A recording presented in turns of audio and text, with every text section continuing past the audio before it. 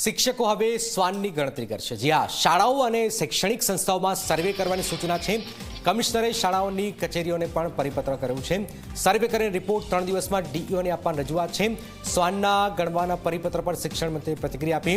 Supreme કોર્ટના આદેશના આધારે પરિપત્ર કર્યો છે। શૈક્ષણિક સંસ્થામાં જ કામગીરી કરવાની છે, બહાર ક્યાંય શિક્ષકને જવાની જરૂર નથી।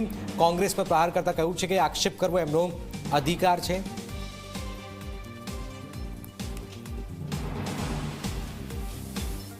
वस्तु तो ए के आक्षेप करवो एमनो अधिकार छे अने एमनो आक्षेप करवो एमनुं काम छे। परंतु जे आपे जेम बात करी एम नामदार सुप्रीम कोर्टना आदेशना अनुसंधाने आ परिपत्र थयेलो छे अने आ परिपत्रमां स्पष्ट लखेलुं छे के पोते पोतानी शैक्षणिक संस्था होय ए पूरतो ज मर्यादित छे, एने कोई बहारनी जग्याए सर्वे करवा जवानी जरूर नहीं। एटले आ बाबते अधिकार क्षेत्र हेठळनी तमाम शैक्षणिक संस्थाओं होय आ विस्तारमां कामगीरी करवानी छे ए सुप्रीम कोर्टना आदेश अनुसार करेलुं छे। श्वाननी गणतरी मामले कोंग्रेसे प्रतिक्रिया आपी। राज्यना शिक्षकों पास शिक्षण सिवाय 60 વધારાની કામગીરી છે। રાજ્યમાં 60,000 શિક્ષકોની જગ્યાઓ ખાલી છે। સરકાર પાસે શિક્ષણ સિવાય કોઈ કર્મચારી નથી। આ કામગીરી અન્ય કર્મચારીઓને સોંપવી જોઈએ। કોંગ્રેસે પ્રહાર પણ કર્યા છે।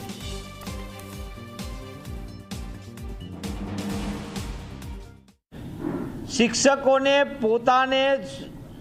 પોતાના વિસ્તારના કેમ્પસની આજુબાજુના વિસ્તારમાં કેટલા શ્વાન ફરી રહ્યા છે એનો સર્વે કરવાનું પણ કામગીરી સોંપવાની ફરજ પાડો।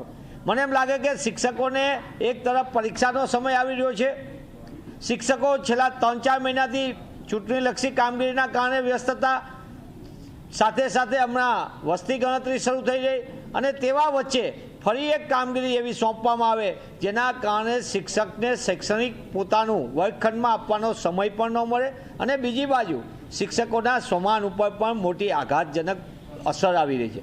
ત્યારે હું આપના માધ્યમથી સરકારને પૂછવા માગું છું કે શિક્ષક સિવાય ગુજરાતમાં કોઈ કર્મચારી જ નથી, શિક્ષક સિવાય કામગીરી કરી શકે તેવી કોઈ વ્યવસ્થા જ આ સરકાર કરી નથી શકી।